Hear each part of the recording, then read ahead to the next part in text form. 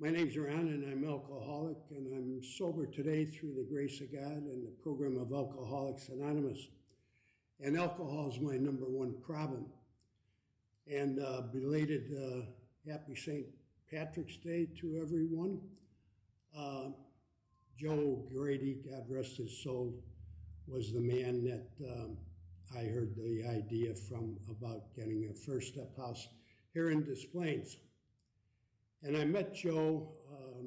Joe came up. I was over at a meeting, and Joe came up and he stuck his hand out to me and he says, "I'm Joe O'Grady." He says, "Ron, I seen you over at the Drake Funeral Home the other night." And that was a friendship that developed.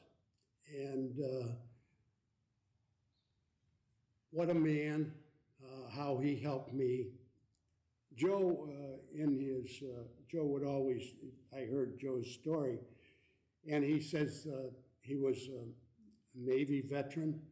Joe was an accountant, and he had, I think, something like 18 detoxes down at the Veterans Hospital at 1919 Taylor. And Joe would always work with the drunk. And Joe would listen to you. He didn't want to hear anything about your marriage problems or your financial problems. Talk about alcohol, and Joe was there to help you. And then, with Jack Escher, Jack only had one leg. And they asked me if, and there was another guy, Bill Flood, we would take him shopping for the groceries for the house. And Jack would have to climb these stairs. And like I said, one leg and one eye and a bad heart, And, this guy was just fantastic, And Joe said to me one night, he says, "Ron," he says, "we got to get a halfway out house up here in the north side." And of course, I was sober, I don't know, maybe a year. And he said, I thought to myself, I says, "Yeah, Joe, but I never really thought that anything would come about with it." And then Joe said to me, he says this one night, he says, "You want to take a run down to Logan Square and we'll catch a meeting down there." And that's the way it went this one night that I remember this, where Joe brought this up. And then the ball started rolling. Joe knew a lot of people in the AA program. He got a hold of the guys down at the 12-step house that were on the board there.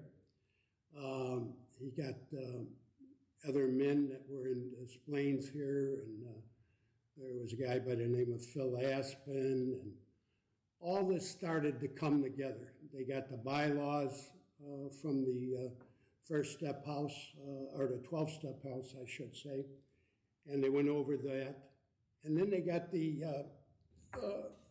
over the Brimmer's Stationery was where the First Step House originated. And I think back in that hallway, it sticks in my mind. There must have been about 25 or 30 steps walking up from the front entrance. And from the back entrance, you had a fire escape that came from the Sheridan Hotel and was put up back there. And the First Step House was a sort of homey place. We had one of the, I don't know if it was the first custodian we had or whereabouts, but he took off with our contributions. And, so we also, I got to mention, God rest his soul, Jack Escher. He was there for a long, long time.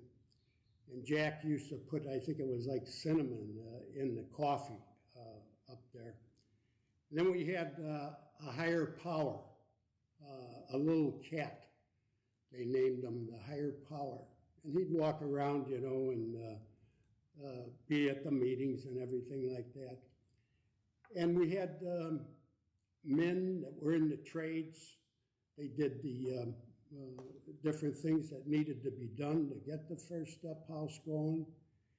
And it just all came together, you know. And there were things that, I'm thinking of that staircase I mentioned back, the one coming up from the front.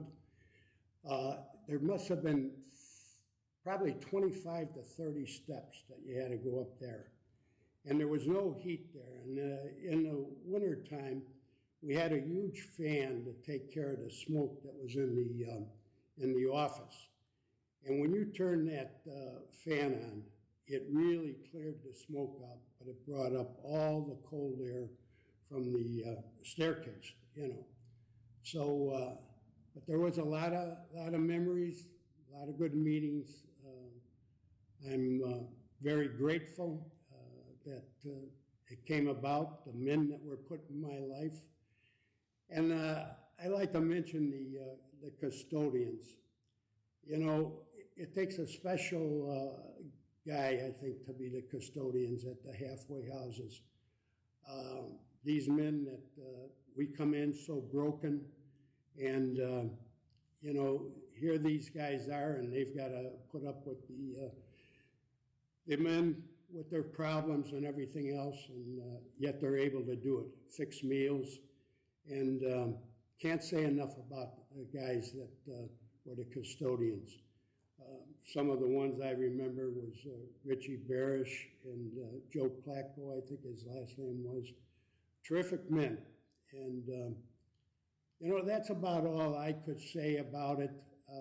I think that you can't find a better place than the First Step House here, you know, with so many meetings that we have.